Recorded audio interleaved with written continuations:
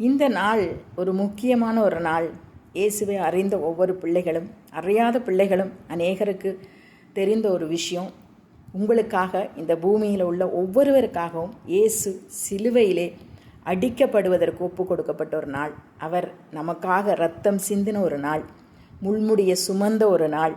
உங்களுடைய என்னுடைய சாபங்களுக்காக, பாவங்களுக்காக, நிந்தனைகளுக்காக, அவமானங்களுக்காக அவர் சிலுவையிலே தொங்கினார்.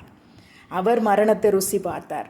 நீங்களும் நானும் பாவம் இல்லாத ஒரு வாழ்க்கை வாழுவதற்காக, பரிசுத்தமாய் ஒரு வாழ்க்கை வாழுவதற்காக, எல்லா நெருக்கங்களில் இருந்தும் எல்லா பிரச்சனைகளில் இருந்தும் ஒரு விடுதலையோடு ஒரு வாழ்க்கை வாழுவதற்காக, வியாதி நீங்கி ஹல்லேலூயா பிரச்சனைகள் நீங்கி நிம்மதியாய் வாழ்வதற்காக இயேசுவானவர் இந்த பூமிக்கு வந்து தன்னை ஒப்பு கொடுத்து சிலுவையிலே பலியாகி அவர் 3ஆம் நாள் உயிரோடு எழும்பினார் என்பதை நாம் அறிந்திருக்கிறோம்.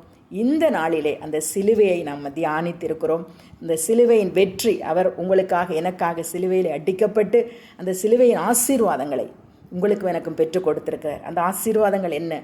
சமாதானம், சந்தோஷம், நிம்மதி, சுகம், விடுதலை, ஆரோக்கியம், ஹல்லேலூயா. இப்படி அநேக சொல்லிக்கொண்டே போகலாம். இப்படிப்பட்ட அநேக ஆசீர்வாதங்களை இந்த நாளிலே அந்த சிலுவையின் மரணத்தின் நிமித்தமாய் அவர் பெற்றுக் கொடுத்திருக்கிறார். அதில் எந்த சந்தேகமும் கிடையாது.